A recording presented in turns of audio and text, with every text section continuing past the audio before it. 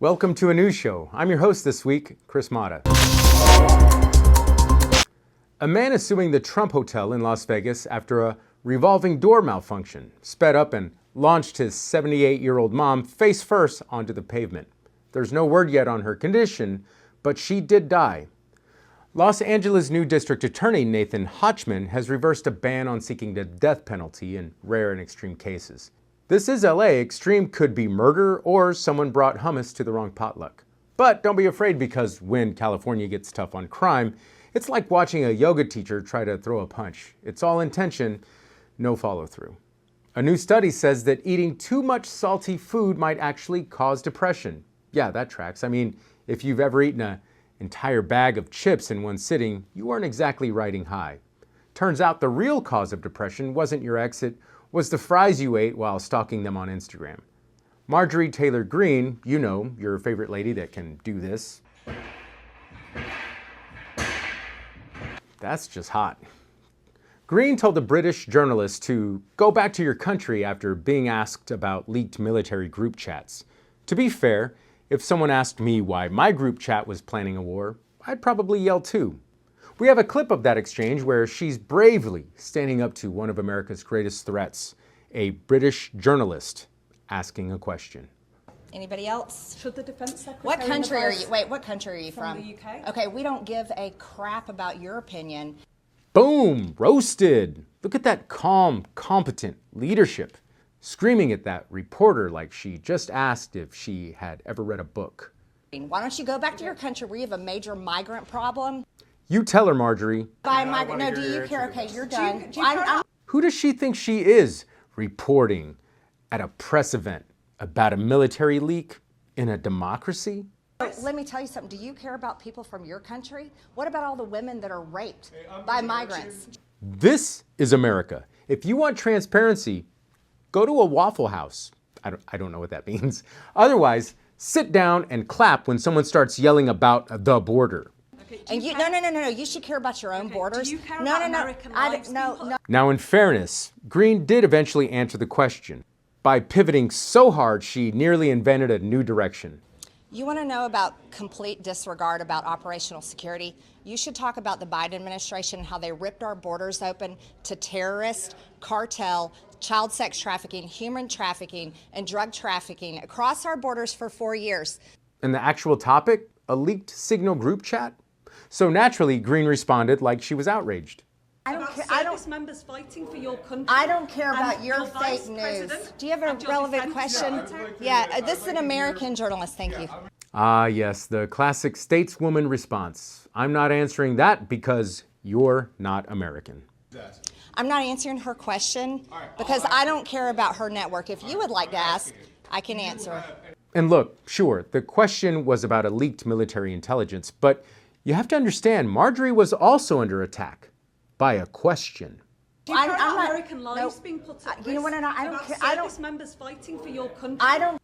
So thank you, Congresswoman Greene, for reminding us that when it comes to national defense, the best strategy is yell first, avoid the question, and move on.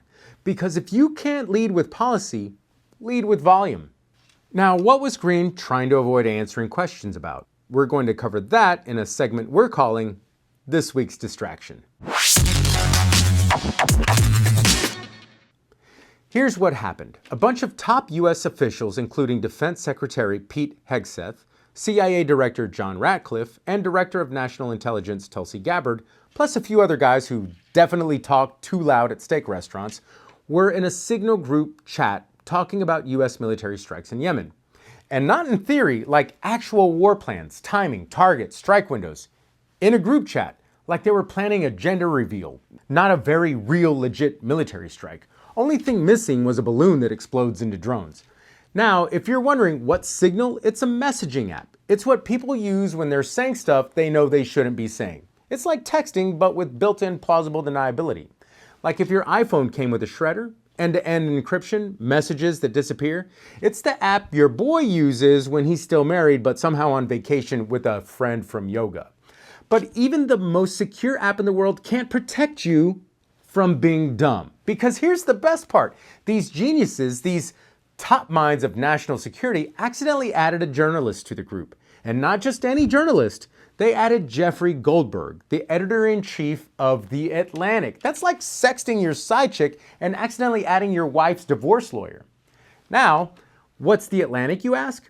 Well, The Atlantic is like if NPR and a private school principal had a baby. It's the magazine you read when you want to feel smart but still need someone to explain it to you over brunch. It's classy, it's intellectual. It's also where politicians go when they want to confess without actually apologizing.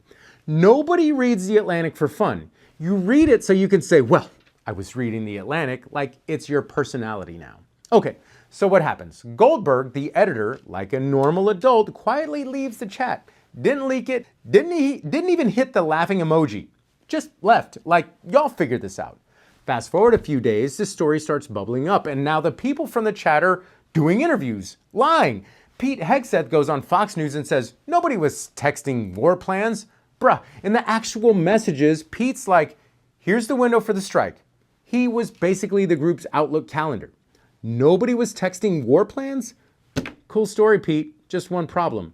We read the war plans because The Atlantic goes, oh, word? And drops the whole chat.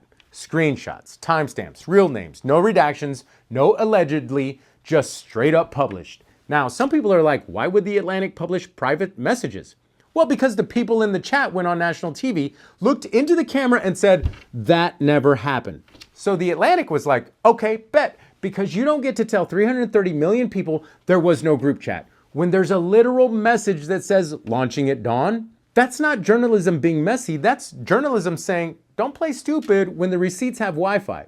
So The Atlantic ran the piece, and honestly, thank God, because if they didn't, these guys would have kept lying until our entire national foreign policy was in a signal thread with 3 unread messages and a fire emoji. And now, of course, they're backpedaling like they're on a Peloton. Oh, it wasn't classified. Oh, it was just casual venting. Oh, we were trying to avoid leaks. Bro, you were the leak. You didn't avoid it. You invited it, gave it a nickname, added it to the group chat, and gave it moderator access. That's not security. That's a shared Google Doc for destruction. But my favorite part, the people who added Goldberg are now blaming him for leaking it. They're like, we didn't know he was still in the group. Bruh, you added a journalist to your war plans, and now you're mad that he was a journalist? That's like inviting a lifeguard to your pool party and getting mad when he saved someone. Let's be clear. Goldberg didn't hack anything. He didn't leak the chat. He got added, watched y'all go full Dr. Strangelove in the thread, left politely, and then watched you lie about it to the country. So The Atlantic dropped the receipts. Not because they were messy, because you got caught. Now these guys are like, this is a betrayal of trust. Trust? You were in a signal thread about bombing Yemen and you're mad someone didn't pinky swear? It's like catching a dude cheating and he says, damn, I thought we had something real. Even their own people are turning on them. Piers Morgan, Joaquin Castro, people across the aisle saying someone needs to be fired. And now they're pulling the, well, technically, it wasn't illegal card. Well, technically, it wasn't classified. Yeah, and technically, I can eat Taco Bell and say it's Mexican food. Doesn't mean anyone's buying it. Man, if you have to keep saying technically, you're guilty. That's like showing up to court and saying, technically, I didn't know the gun was loaded. Well, guess what? Technically, you're still going to jail. This isn't about signal. It's not even about tech. It's about power, deception, and the complete disappearance of accountability. You planned a strike, you lied, you got caught, and now you're blaming the one guy who wasn't even supposed to be there. That's not a leak. That's your own stupidity with a Wi-Fi signal. So yeah, SignalGate isn't about bad tech. It's about bad leadership and lack of accountability. You got exposed, and the only thing that disappeared was your credibility. Next time, maybe check who's in the group chat. Or better yet, just don't text war crimes. For a new show, I'm Chris Mata. Jessica will be back next week. See you next time.